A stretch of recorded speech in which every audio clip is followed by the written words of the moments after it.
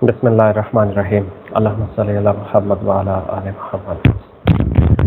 Okay. Ji, my dear, today we will discuss a new chapter. The title of the chapter is Virtual Memory or the Virtual RAM, or the memory that is not the actual, that not the physical memory. Physical memory mean RAM. और हम सब लोग बखूबी जानते हैं कि RAM is the working area of the computer.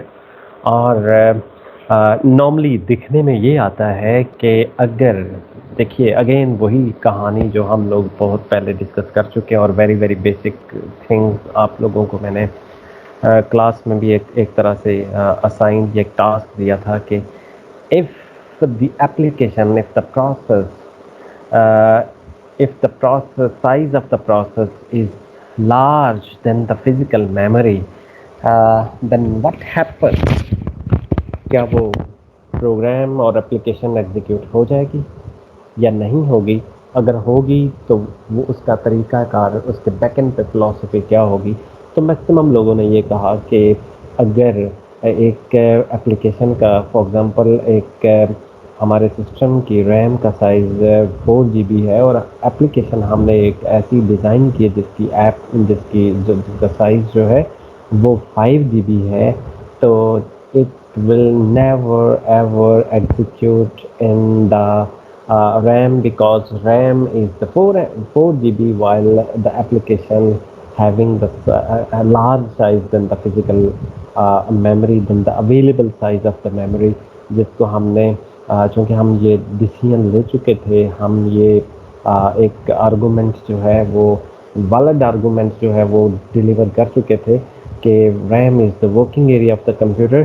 तो जो भी प्रोग्राम होगा वो रैम के अंदर आएगा, और अगर एक प्रोग्राम जो है वो 5 GB है तो क्या वो रैम के रिसोर्सेज 4 GB हैं, तो क्या उसके अंदर एग्जीक्यूट हो पाएगा कि नहीं? तो ज़्यादातर लोगों ने ये कहा कि नहीं होगा, लेकिन कुछ लोग बच्चों ने ये कहा कि हो जाएगा, but with the blessing of the virtual memory. और उस वर्चुअल मेमोरी को हमने नाम दिया था, उसको हमने अच्छी तरह डिफ़ाइन किया था कि वर्चुअल मेमोरी जो है वो दैट्स नॉट द एक्चुअल, वो एक तरह से बैकिंग स्टोर के ऊपर वो अवेलेबल होगी। और बैकिंग स्टोर जो है वो एक लार्ज स्पेशियस स्टोरेज होगी, और नॉर्मली हार्ड डिस्क ही होती है, और पूरी की पूरी हार्ड डिस्क को हम वर्चुअल मेमोरी का नाम नहीं देते। ये भी हम एक बात, ये एक अटल हकीकत है कि पूरी अगर देखिए हार्ड डिस्क जो है उसको वर्चुअल मेमोरी हम कंसिडर कर लें तो that then what do you mean by the secondary storage, what do you mean by the hard disk? उसको तो वर्चुअल मेमोरी हमें कहना चाहिए। never ever, all the hard disk will never ever act like the virtual memory। Virtual memory एक for example आप देखिए कि वो 5 GB हमारे पास एप्लीकेशन थी, उसका साइज़ 5 GB था, तो 3 GB हम रैम के अंदर लेके आ गए, और बाकी 2 GB जो हार्ड डिस्क के ऊपर जहाँ वो पड़ा हुआ है, जहाँ वो उसकी लॉजिकल एड्रेस स्पेस पड़ी हुई है, सिर्फ उस पार्ट को, वो 2 GB पार्ट जो है या हार्ड डिस्क का वो पर्टिकुलर पार्ट जिसके ऊपर हमारा active process, partially active process, partially partially fitted into the RAM process जो है, जिसका कुछ पार्ट जो है पार्शली वो रैम के अंदर मौजूद है और कुछ पार्ट जो है वो हार्ड डिस्क पे मौजूद है। तो वो एरिया जहां हमारा पार्शली उसका जो प्रोसेस रैम के अंदर मौजूद है, उसका सबसेट, उसका पार्ट अगर हार्ड डिस्क के ऊपर मौजूद है, तो उस पर्टिकुलर एरिया को, उस पर्टिकुलर लोकेशन को, उस पर्टिकुलर स्पेस और the particular space on the hard disk is known as the virtual memory. तो ये कॉन्सेप्ट हम बिल्कुल, आप देखिए अगेन वही बात कि हमने एक जो कहानी हमने स्टोरी बिल्ड की थी, और चंद एक आपको बिल्कुल आपको जगाने के लिए, आपको बेसिक कॉन्सेप्ट्स रन टाइम पे ही आप बेसिक कॉन्सेप्ट्स देने के लिए चंद एक जो क्वेश्चन आंसर सेशन हो गए थे, कुछ जो आपको रीडिंग असाइनमेंट, कुछ जो आपको पॉइंट ऑफ पॉइंटर्स जो आपको सोचने के लिए, कुछ आपको कुछ लॉजिक्स और कुछ इम्पॉर्टेंट कॉन्सेप्ट दिए थे, वही basically total all and all वही ऑपरेटिंग सिस्टम है वही सारी कहानी है जिसको हम इन डिटेल कहीं ना कहीं किसी न किसी फॉर्म में हम डिस्कस करते आएंगे। ओके, वर्चुअल मेमोरी, आपको समझ आई कि वर्चुअल मेमोरी क्या होती है, और वर्चुअल मेमोरी की आगे चल के हम इसको फर्दर इसको थोड़ा सा एलेबोरेट करते हैं, इसको डिगअप करते हैं, the background of the virtual memory, what are the blessings of the virtual memory, what are the merits of the virtual memory. इस पे फर्स्ट ऑफ ऑल हम बात करते हैं। वर्चुअल मेमोरी का आपको पता चल गया, what do you mean by the virtual memory? That's not the actually, that is placed on the hard disk, and whole the hard disk is not act like the virtual memory. Only the active part of the program of which is the partial part is executed in the RAM, and the other part is on the hard disk. Uh, the active process or the particular application uh, available partially application available on the hard disk, the particular area of the hard disk where that application of the process um, is is present is known as the virtual memory. ये बात हमने discuss की। जो banking store के ऊपर ही होता है। और आप जानते हैं, देखिए हमने स्वैपिंग का concept we have already discuss the concept of the swap. Swap is the process that consists of the two sub concepts. Number one is the swap in, number two is the swap out. तो उसी swapping को ही, swapping जो हमने chapter number 8 में हम लोगों ने discuss किया है, that is the backbone, that the basic for the virtual memory. Virtual memory में आप देखेंगे कि वही स्वैपिंग अगर आपके माइंड में अगर है तो सारा काम स्वैपिंग के थ्रू ही या मैनेज हो रहा है। तो वो किस तरह से आज उसको, उसकी भी एक तरह से रिवीजन भी आप लोगों को हो जाए कि स्वैपिंग की, कि swap what do you mean by the swap, what are the benefits. तो देखिए समटाइम्स होता क्या है, बेनिफिट्स इसके क्या है वर्चुअल मेमोरी के। जब आपको मालूम, आपसे ये कहा जाए कि डियर आप लोगों ने जो भी एप्लीकेशन जो भी प्रोग्राम लिखना है वो 10 MB से ज़्यादा ना हो। No one in your batch will be able to write a program, a Z program whose size is 10 MB। उसको बहुत, अगर कोई आपके पूरे बैच में कोई एक बंदा भी अगर वो प्रोग्राम एक पर्टिकुलर उसको समझा दिया जाए कि this is the problem you have to solve it, but the limit of this program, the limit of this application, the limit of that the particular solution must be of the 10 MB size। तो my dear, आपको हर वक्त जो ही आप कोई variable define करने जा रहे हैं तो आपको वेरिएबल के बारे में भी आप बड़े कॉन्शियस होंगे कि वेरिएबल जो है वो मैंने लॉन्ग लेना है, लॉन्ग वेरिएबल। वेरिएबल अगर मैंने इंट लेना है तो इंट जो है वो टू टू बाइट का लूँ या 4 बाइट का लूँ, लॉन्ग वर्ड लूँ या कौन से वाला वर्ड लूँ, तो आपको बड़ी एहतियात करनी पड़ेगी विद। बट in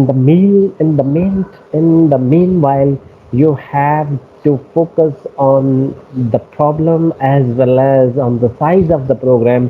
तो आप डबल माइंडेड होंगे। you will be um, you will be in a great fix or tension कि what, how we can manage, how we can limit the size of the program, and how I can manage the problem, or how I sort out the issues relevant assigned to me। So that's a very very crucial task।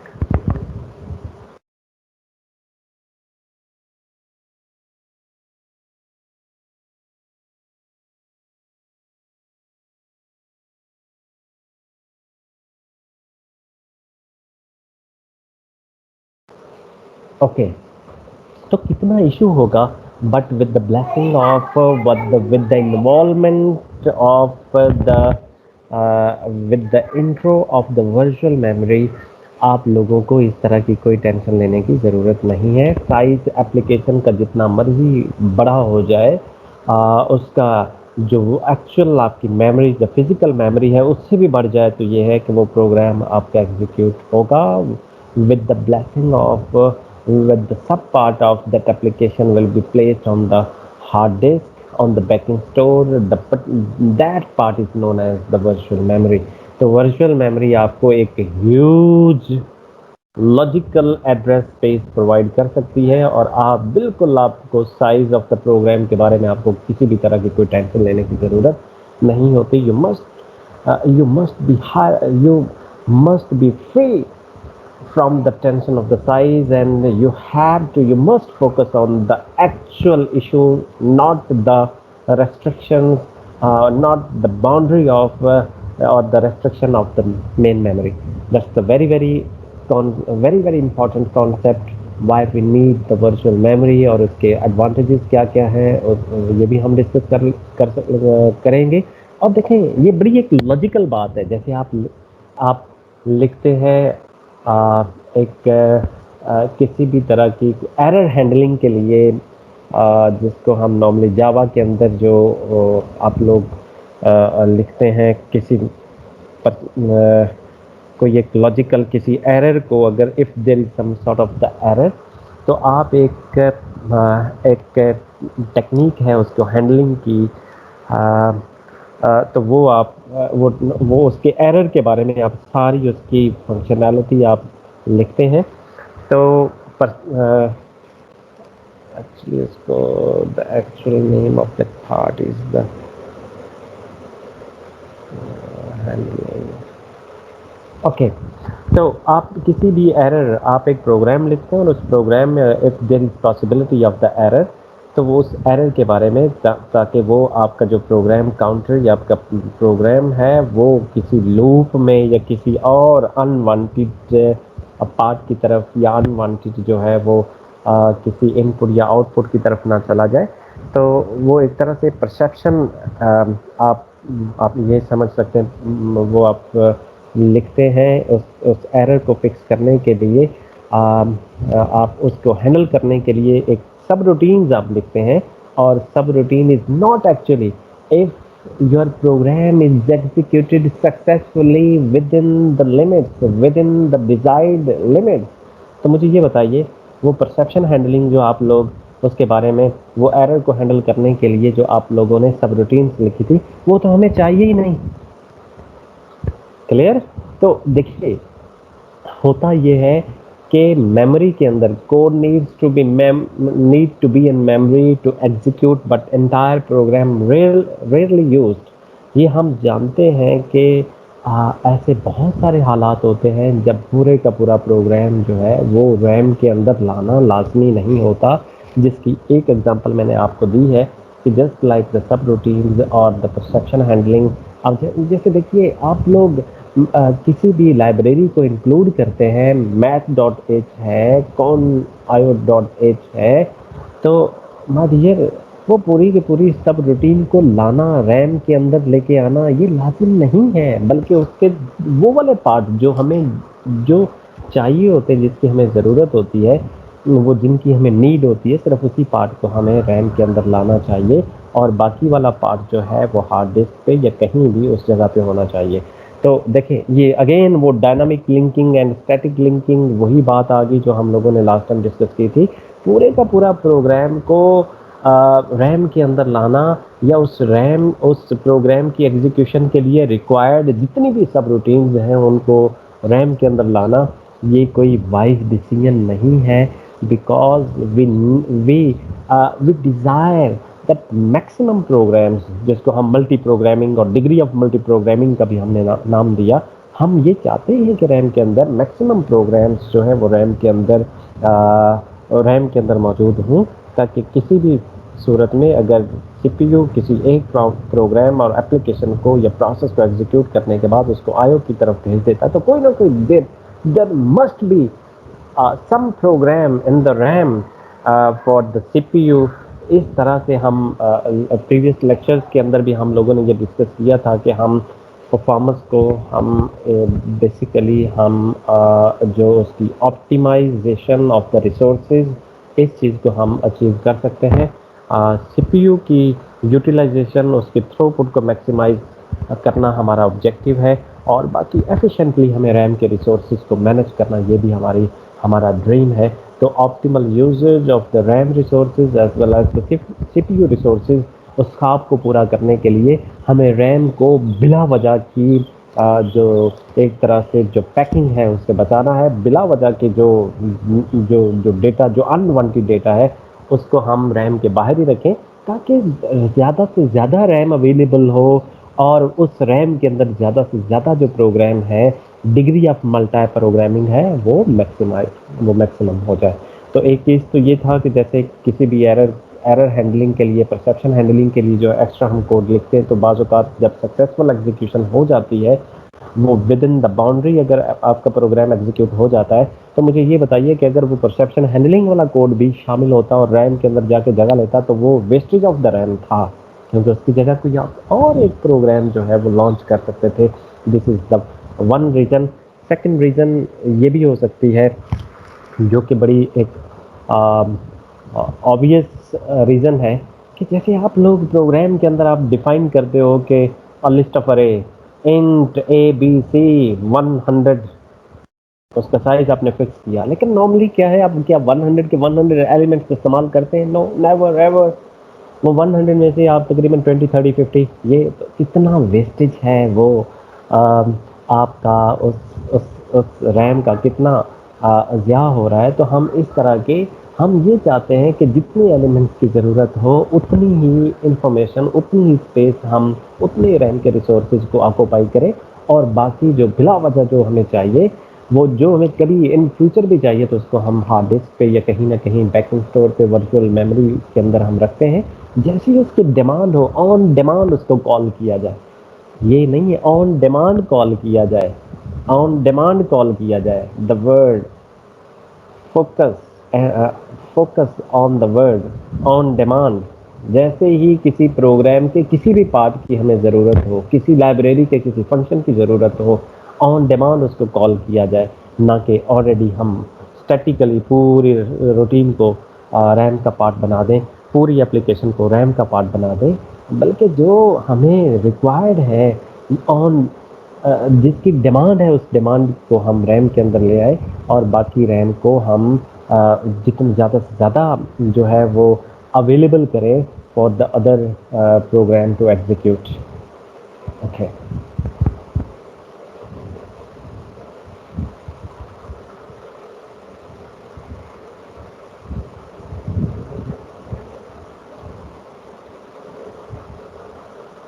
देखिए वही virtual memory के क्या क्या benefits क्या क्या हैं। The separation of user to logical memory from the physical memory only parts. और हम ये भी चाहते हैं कि ये हमारी विश ये है कि हम पूरे प्रोग्राम को रैम के अंदर ना लेके आए, ये एक डिज़ायरेबल स्टेट नहीं होती। इससे सम टाइम देखिए, पहले भी हम ये बात कर चुके हैं कि हर एक चीज़ के कुछ मेरिट्स और डीमेरिट्स। अगर स्टैटिकली हम पूरे प्रोग्राम, पूरी एप्लीकेशन को हम रैम के अंदर ले आते हैं, तो इसके ये मानिए हमें इधर-उधर तलाश करने की ज़रूरत नहीं पड़ेगी। जो भी वो प्रोग्राम की रिक्वायरमेंट है, उसका डेटा है, उसका कोड है, उसके वेरिएबल्स हैं, उसके ग्लोबल और लोकल वेरिएबल हैं, उसकी रिक्वायर्ड लाइब्रेरीज़ हैं, उसका हाउ टू डू पार्ट जितना भी है, सब का सब हम रन टाइम पे, एग्ज़ीक्यूशन टाइम पे उसको उसका पार्ट बना दें, तो क्या होगा, हमारी स्वैपिंग भी ख़त्म हो जाएगी, हमारे स्वैपिंग के इश्यूज़ भी नहीं रहेंगे। लेकिन उससे होगा क्या कि हम मेमोरी में के रिसोर्सेज को हम ऑप्टिमली इस्तेमाल नहीं कर पा रहे होंगे, और मेमोरी के उस फिजिकल रैम के रिसोर्सेज को ऑप्टिमली इस्तेमाल करने के लिए आपको जो रिक्वायर्ड, जो डिज़ायर्ड पार्ट है, जिसकी डिमांड है, जो आपको चाहिए, सिर्फ वो वाला पार्ट आप लेके आते हैं, और बाकी वाला पार्ट जो है वो वर्चुअल मेमोरी का हिस्सा होता है। तो virtual address space is the same concept. Virtual address space basically ये वो स्पेस है जो कि हार्ड डिस्क के ऊपर वर्चुअल मेमोरी के अंदर जो है वो मेंटेन होती है, उसको हम वर्चुअल एड्रेस स्पेस का नाम भी देते हैं। ओके, ये देखिए, look, this is very very important. Page and frame. First of all, the difference between the page and frame. देखिए, ये है हमारे पास जो वर्चुअल मेमोरी है, जो कि हार्ड डिस्क के ऊपर मेंटेन होती है, जो बैकिंग स्टोर के ऊपर मेंटेन होती है। इसमें हर एक पार्टीशन, आप ये समझ लें कि हर एक पार्टीशन को हम पेज का नाम देते हैं। Page 0, page 1, page 2 and up to page n। Clear? Okay. उसके बाद जो ये हमारा जो मैप है, जो मेमोरी मैप है, मेमोरी मैप और स्पेशली जो फिजिकल मेमोरी है, तो फिजिकल मेमोरी के ऊपर पेज साइज वही होगा। इसके कंटेंट फॉर एग्जांपल पेज जो है वो 10 MB का है, पेज 1 भी 10 MB का है। ये फिक्स साइज पेजेस है 10 MB 10 MB 10 MB, क्योंकि जितने भी पेज, ये पेज 0 पेज 1 अगर कोई प्रोसेस है वो 20 MB का है तो ये 2 पेज उसको हम दे देते हैं। अगर 19 MB का है तो उसके लिए भी 2 पेज उसको हम एलोकेट करते हैं। तो ये फिक्स साइजेस हैं। ये पेजिंग के हवाले से हम डिस्कस करेंगे। प्रीवियस लेक्चर में हमने सेगमेंटेशन तक जो है वो डिस्कस किया था। तो पेज वाला कॉन्सेप्ट जो पेजिंग का है वो हम प्रीवियस लेक्चर में इंशाल्लाह नेक्स्ट लेक्चर में हम डिस्कस करेंगे।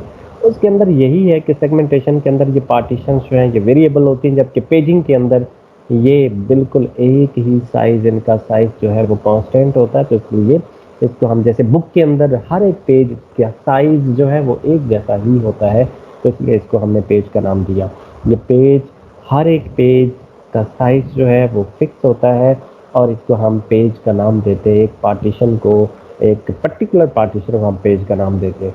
ओके, अगर ये 10 MB है तो इसके ये मानी हुए कि रैम के अंदर भी जब ये रैम में जाएगा तो उसका साइज भी 10 MB होना चाहिए। ये पेज 0 का साइज, तो इसके ये मानी है कि ये जो पार्टीशंस हैं, जो लॉजिकल पार्टीशंस के ऊपर, जो वर्चुअल मेमोरी के ऊपर, जो जो एक तरह से जो एड्रेस स्पेस के अंदर ये जो पार्टीशन है, इस पार्टीशन का साइज आप देख लें और फिजिकल मेमोरी के अंदर जो पार्टीशन है उसका आप साइज देख लें, तो दोनों के साइजेस जो हैं ये बिल्कुल फिक्स हो, एक जैसे होने चाहिए, सिमिलर होने चाहिए, बिल्कुल एग्जैक्टली सेम होने चाहिए। इस but there is a difference. एक यूनिक, एक सिमिलैरिटी वो है कि इस पार्टीशन का साइज और इस पार्टीशन का साइज जो है वो सिमिलर है। वर्चुअल मेमोरी के ऊपर पार्टीशन हो वो या किसी भी तरह से वो सीपीयू को, जो जो सीपीयू लॉजिकल एड्रेसेस जो वो क्रिएट करेगा, उनका साइज जो है वो वर्चुअल मेमोरी के इस पार्टीशन का साइज और फिजिकल मेमोरी की पार्टीशन का साइज बिल्कुल एक जैसा होना चाहिए। दिस वाज द सिमिलैरिटी के टेबल वर्चुअल मेमोरी की पार्टीशन का साइज और फिजिकल मेमोरी की पार्टीशन का साइज बिल्कुल एक जैसा होना चाहिए, एक जैसा सिमिलर होता है। This is the similarity. What's the difference? अब देखिए, वही सेम कंटेंट की स्टोर करने की कैपेबिलिटी इधर भी उधर भी एक जैसी है, लेकिन जब ये वाला ये इन्फो जब वर्चुअल मेमोरी पे होगी तो उसको हम कहेंगे पेज। जब ये फिजिकल मेमोरी के ऊपर ये वाला कंटेंट सेम, ये पेज जब वर्चुअल मेमोरी में आ जाएगा तो ये पेज पेज नहीं रहेगा, बल्कि ये फ्रेम बन जाएगा। जस्ट लाइक अगर हार्ड डिस्क के ऊपर है तो वो प्रोग्राम है, जब वो रैम के अंदर आ जाता है तो that program is not the passive, that program is no more the passive entity, that will become the active entity, and active entity is known as the process। Same वही चीज़ होती है, जब एक्टिव हो जाती है तो प्रोग्राम से process बन जाती है। बिल्कुल इसी तरह अगर वर्चुअल रैम के ऊपर वो वाले पेजी, वो ये इंफॉर्मेशन मौजूद हो एक पार्टीशन के ऊपर, तो उसको हम पेज का नाम देते हैं। जब ये वाली इंफॉर्मेशन बिल्कुल उसका साइज भी बिल्कुल वही है जो कि वर्चुअल रैम का है, जब फिजिकल मेमोरी के अंदर ये मैप होती है तो वो पेज नहीं रहता, बल्कि उसको हम फ्रेम का नाम देते हैं। Frame 1, frame 2, frame 3। This is some abstract diagram of the virtual memory that is larger than the physical memory। तो वर्चुअल मेमोरी में आपने देखा कि this is some sort of the virtual memory. ये देखिए, ये वर्चुअल मेमोरी है। इसके ऊपर भी ये जो पेज है इसका साइज, इस पार्टीशन का साइज और इस पार्टीशन लॉजिकल मेमोरी का जो साइज है वो बिल्कुल एक जैसा होगा। इनके ऊपर हम पेज का नाम, इन्हें कहते हैं पेज कहते हैं, जबकि जब फिजिकल मेमोरी में आए तो उसको हम फ्रेम का नाम देते हैं। तो इसमें भी आप देख लीजिए कि इसके अंदर चंद एक पेजेस हैं, जबकि हार्ड डिस्क के ऊपर देखिए कि इतनी जगह अवेलेबल है, huge amount of memory of the virtual memory or the large amount of hard disk is available, that is act like the backing store। और इसके ऊपर आप देखिए कि ये एक इन बिटवीन ये एक टेबल होगा जो मैप करेगा आपके इस पेज को, या आप ये समझ लें कि आपकी लॉजिकल मेमोरी को, आपकी वर्चुअल मेमोरी को मैप करेगा किसके ऊपर, फिजिकल मेमोरी के ऊपर वो मैप करेगा, फिजिकल मेमोरी के ऊपर। इसको हम मेमोरी मैप का नाम भी देते हैं। इसके पास इंफॉर्मेशन, इसके बारे में भी इंफॉर्मेशन होती है कि ये पेज ज़ीरो, ये जो पहले वाला पेज है जिसका नाम पेज ज़ीरो है, ये रैम में कहाँ पड़ा हुआ है, ये information. Just like the table of content, हम ये कहते हैं कि हमने देखना है कि वर्चुअल मेमोरी ये किस पेज से शुरू हो रही है इस बुक के अंदर, तो हम टेबल ऑफ कंटेंट के अंदर हम देखते हैं, उसमें हम virtual memory, chapter virtual memory, और उसके बिल्कुल सामने अपोजिट हम देखते हैं कि वो लिखा होगा पेज नंबर फलां पे पड़ी हुई है, पेज नंबर 590 से वो शुरू होती है। तो दिस इज जस्ट लाइक, तो बेटा देखिए कि अगर हम okay, the next one, virtual address space, इसके हवाले से अगर हम देखें तो आप इस डायग्राम के बारे में बखूबी जानते हैं कि what do you mean by this diagram. This is the graphical representation of a process in a RAM. हम लोग डिस्कस कर चुके हैं कि एक प्रोसेस की ग्राफिकल रिप्रेजेंटेशन कुछ इस तरह से होती है। उसके 4 सेगमेंट है। Number 1 is the code segment, number 2 is the data, number 3 is the heap and 4th is the stack. Stack के अंदर बेसिकली जो जितने भी हमारे लोकल वेरिएबल होते हैं वो मौजूद होते हैं। हीप जो है ये dynamic allocation of the memory, तो इसके ये मानिए कि ये वो स्पेस है जो फ्रीली, जो कि एलोकेटेड है, जो कि फ्रीली अवेलेबल होती है, जो ऑपरेटिंग सिस्टम जो है वो अपनी मर्जी से मुख्तलिफ प्रोसेसेस की रिक्वायरमेंट के अकॉर्डिंगली इस स्पेस को वो आगे डिस्ट्रीब्यूट करता है। तो दिस पार्ट, ये जो लाइट ब्लू पार्ट है, जो लाइट ब्लू पार्ट है, इसको, ये वो फ्रीली अवेलेबल, ये वो एड्रेस स्पेस है बेसिकली, जो कि ऑपरेटिंग सिस्टम मुख्तलिफ प्रोग्राम्स को एलोकेट करता है। तो डिज़ायरेबल स्टेट ये है कि ये जो फ्रीली अवेलेबल ये वाला पार्ट है, ये ज़्यादा से ज़्यादा अवेलेबल हो, ताकि ऑन डिमांड जितने भी प्रोसेसेस आते जाएं उनको कहीं ना कहीं इनमें से हिस्सा मिलता जाए। This is the desirable state. Okay, अब देखिए इसी तरह अगर ये वाला पार्ट वो मौजूद था स्टैक और हीप, तो ये वो पार्ट था जो अनएलोकेटेड था, जो हमने किसी को एलोकेट नहीं किया था। तो अगर इसके अंदर कोई लाइब्रेरी को हम कॉल करते हैं, जिसको हम शेयर्ड मेमोरी का नाम देते हैं, शेयर्ड लाइब्रेरी का नाम देते हैं, तो वो इस अनएलोकेटेड पार्ट के अंदर वो आ जाएगी। और उसके बाद ये है कि इनकी जो शेयर्ड मेमोरी है वो अपनी जितनी उसकी रिक्वायरमेंट होगी उतनी वो रैम को ऑक्यूपाई करेगी, और फिर उसकी कम्युनिकेशन बाकी प्रोसेस के साथ जो है ये स्टार्ट हो जाएगी। ओके, डिमांड पेजिंग, आप ये समझ लें कि आप ये भी कह सकते हैं कि this is the very important and this is the, आप यूँ कह लें कि this is the first topic of the virtual memory, जिसको हम डिमांड पेजिंग का नाम देते हैं।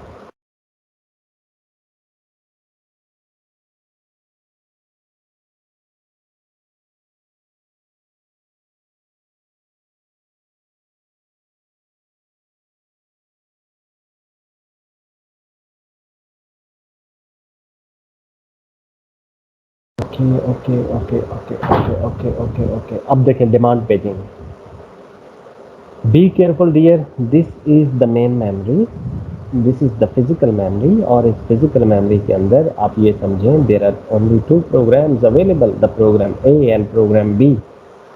और उसके बाद ये है कि प्रोग्राम ए के कुछ पेजेस जो हैं, ये जो लाइट ब्लू पेजेस हैं, तो आप ये समझ लें कि ये लाइट ब्लू पेजेस जो हैं ये एक्टिव हैं, ये प्रेजेंट हैं, ये मौजूद हैं।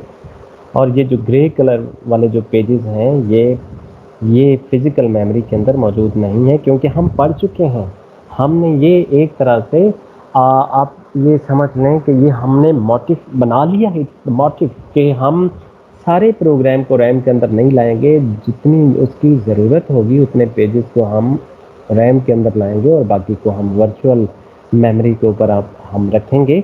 Just like these are the pages, basically ये सारे पेजेस हैं, ये जो हार्ड डिस्क के ऊपर वर्चुअल रैम के अंदर जो पड़े हुए हैं।